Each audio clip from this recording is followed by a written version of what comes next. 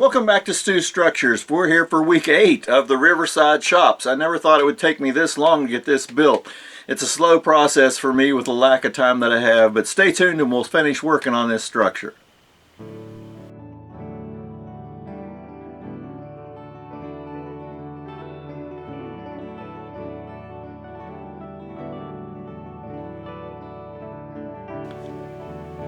So the Riverside Shops, we need to get this mounted to the ground because it is on a riverbank. You know, most of my buildings, I don't build anything other than the foundation. But on this, on the riverside side of this, I mean, you saw me build the styrofoam edge where the bank, which will simulate the bank of the river. But there are stones, little stone walls that hold up this structure on that side of the river that go down into that embankment. So I think I figured out how we're going to do this, so let's just jump into this and finish this building this week. So the first thing I'm going to do, I debated working with the interior, but the interior of these windows aren't ready to put in. So I'm going to start by putting this awning onto the front. And remember last week I had the support system for the front edge of the porch and ready like in this situation here. So I'm just going to come back and I'm going to use my 1, 2, 3 blocks and square it up and glue it onto the front of the porch. And this is when it's all in place and glue is dried and ready to put the awning on. And the awning last week we had to this place right here. So, I painted it underneath and everything looks good, so it's ready to glue it onto the building. So I just come back and we go ahead and glue that onto the supports at the front and the building itself, and that's the whole porch roof awning in place. Now the insides of the windows, I had all this stuff to put in the one side of the store, which is clothing and apparels and tools and that type of thing. And I had the cans glued to these platforms before, and in the front of that one stack I came through and just went ahead and glued a couple of tools to kind of finish out that platform there. Now in the back of these windows I'm also going to add some curtains, which keeps your view from going back into the store. So once I had the people glued on those one set of platforms and the platforms are ready except for the curtains, I go ahead and glue them into place on the back of those platforms. Now on the right hand side of this picture I already had cut out these red awnings for above the windows and the glazing in the front. So I come back and cut those to size, and it took all the side flushes off the curtains, but I'm going to go ahead and glue those into the tops of the windows. And then I'm going to start, here you can see I have the platforms on either side glued in with the stuff in the windows that go in. And then, this is how it is with the first 2 windows, and I like the appeal of this, so I'm going to go ahead and add in the other 2 windows as well. And once those are glued into place, that's basically the interiors for the windows of the stores in place. And that's most of the front of that building.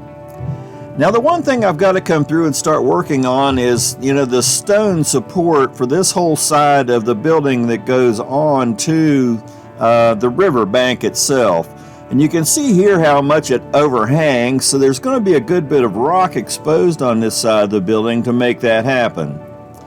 So I came through from all my corners and measured the heights of where the corners were and the lengths of all the spans where the stone has to be, and came up with this drawing.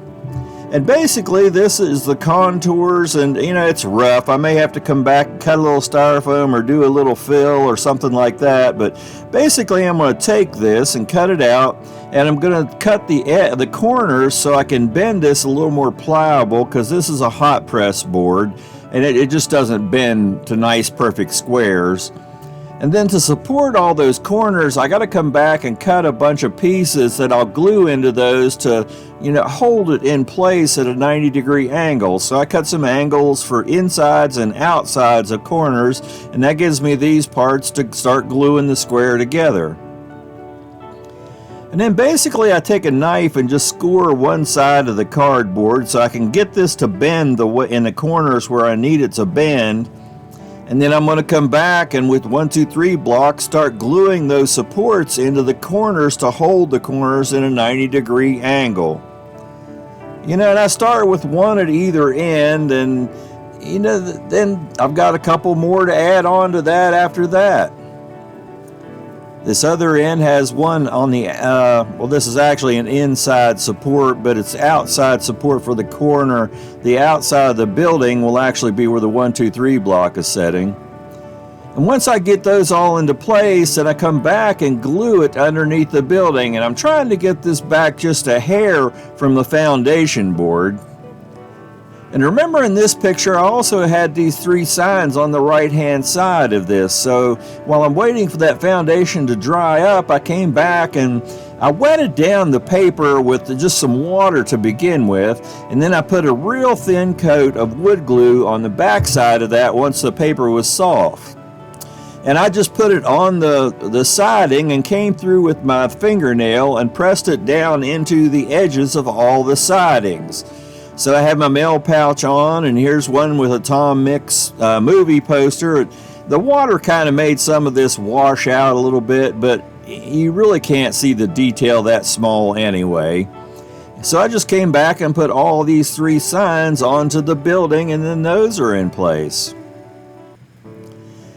Now, the roofing paper had been bothering me because it had really rough edges all the way around and just didn't look very good. So I came through with a razor blade and just trimmed all that paper to a nice clean edge.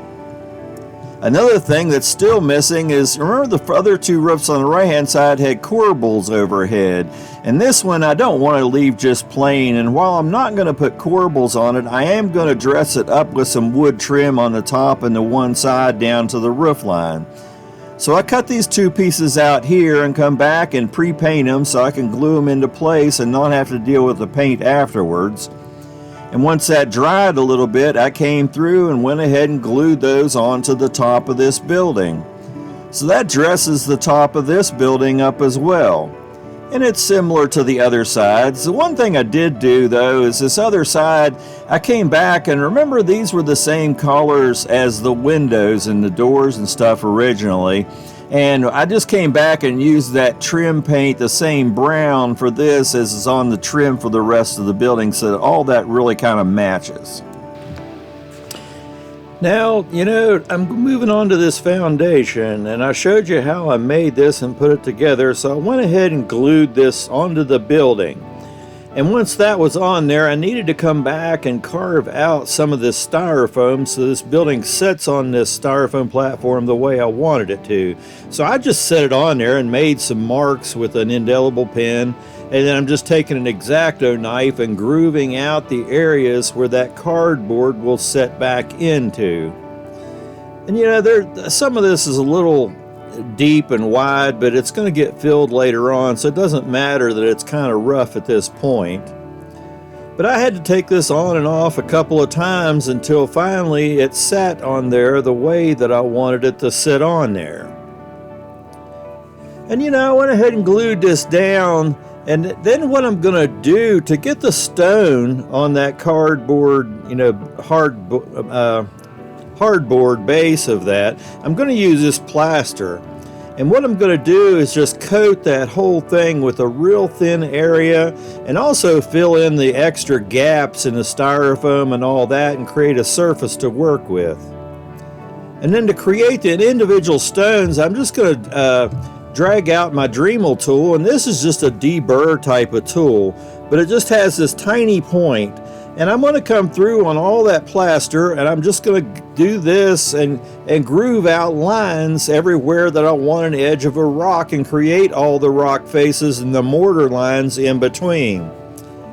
And I really should have taken a piece of sandpaper and sanded down that hardboard before I put this plaster on there, because there are areas that are flaking away from the board because it just didn't have enough tooth to hold the plaster well enough. But basically it gives this type of effect. And once I go through and edge all these in and the stones, you can see here where some of these did break away from the paper or the cardboard underneath. So I'm just going to come back and just take little dabs of plaster and smooth out those areas and come back and carve those again a second time, and just work with all those areas a little bit more. So then basically I have all the rocks in place that I need to come back and start painting and cleaning up the edges of the foundation of the building and all that as well. But basically I want to seal all this plaster and get it to kind of adhere a lot better. So I have this paint here, and it's just an acrylic color, but I'm just going to use a basic wash, a real thin wash, and just wash the whole surface of all the rocks with this paint. And basically, while the surface is still wet, I have black, white, and there's some brown that slid down into the cup, but these are also acrylic paints. And I'm just going to take a paintbrush, a stiff one, and come back and dab those into areas and create different colors in the faces of the stone. I mean, they're going to be real similar, but basically, once I get that done to this point, I like the looks of the stone. So I'm just coming back and painting the foundation and pieces of the siding with siding paint. And then, I'm basically done with the building at this point. I mean, I'll come back later and do some weathering and some other work to it when I get ready to put it on the layout itself. But at this point, I'm pretty happy with the way this turned out, and at this point it's worthy of the turntable. So this is just a final view of how this turned out, and I like it. It'll be a nice filler building for the edge of the railroad. And there you have the Riverside Shops. The ground and several things around that I'm just going to do after I put it on the layout. If I put the ground cover and everything on the riverbank and all that right now, when you go to put the ground cover on the layout that meets this, chances are you're going to see a little bit of a line where this one ends and the new ones begin. And I would rather just glue this into place on the layout eventually and then landscape around it to match everything else I'm putting on the layout at that point in time. But is it a perfect building? Well, by my standards, it's okay. It's going to surpass the point on the layout, and it'll give some interest to that point of the layout. There's a station that's has tracks between this building and it right behind it, and I would rather you focus on that station, but this building was there, and most of the people that are living today have no idea that was even there at that point in time. So anyway, it's an interesting building. I wish I had more information and pictures on the building to work from, but with what I had to work with, I think this turned out as a pretty good structure. So anyway, thanks for coming back and sharing this time and sharing this build with me. The next build is going to be the Belington Union Station. Belington was the union of 4 railroads at one time. And then in later years, after they were all bought and gobbled up by the larger railroads, it was where Western Maryland and the B&O Railroad met in the early 1900s is when it came to that point. But originally there were 4 railroads met here in Belington. You saw me build the Weaver station, and that was one railroad, and the Western Maryland was originally the West Virginia and Pennsylvania Railroad. Pennsylvania owned controlling stock of that branch when it came into here originally in the late 1800s. And the B&O gobbled the Grafton and Greenbrier up before it quite made it to Belington. The railroad left Grafton and was coming down through Philippi and on its way to Belington when the B&O bought controlling stock and took over the railroad and became the B&O Railroad as it came into Belington. And then there was also another railroad on the other side of the river called the Belington and Northern that went about 5 miles down the river to Wilmouth. And so there were 4 railroads that met here. Belington was the hustle and bustle of the state really at one time, when the state capitol burnt down in Wheeling before they rebuilt the one in Charleston that's our capital now. Belington was one of 3 sites that was up for the state capitol, And I have a newspaper article and a rubber stamp that was used to print the article that shows Belington, if you draw consecutive circles out from it, when you get to the outer points of the panhandles and Huntington and the southern parts of the state, Belington actually is the actual center of the state of West Virginia. So anyway, just a neat tidbit and fact. So anyway, we're going to jump into that Union Station in our next video and see if we can get it built through the rest of this winter.